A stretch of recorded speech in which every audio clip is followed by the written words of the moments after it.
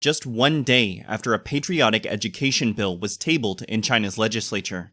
Hong Kong's leader said the city would comply with the mainland's education requirements.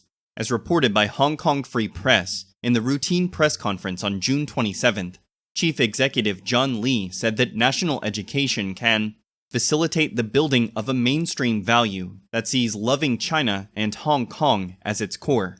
He added that Hong Kong would comply with the draft law's requirements, regardless of whether it applies to the city. The South China Morning Post reported that Lee expected the city to have little difficulty meeting the requirements, since a lot of work has already been done locally in that area.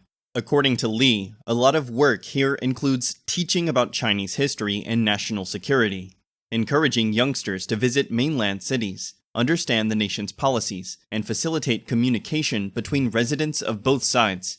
Moreover, national and patriotic education has already been incorporated into different school curriculums.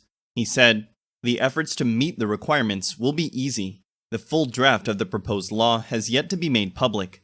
However, some of its details were released in state media reports.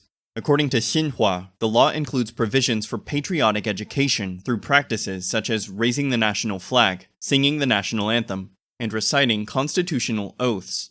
Museums, sites, or venues connected to Communist Party history and China's cultural heritage are among so-called patriotic education bases, which would be elevated as key resources to promote patriotism.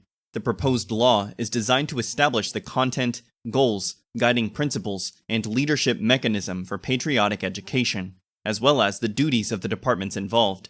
According to state media, there will be targeted regulations on how Chinese people overseas, as well as those in Hong Kong, Macau, and Taiwan, should promote patriotic education.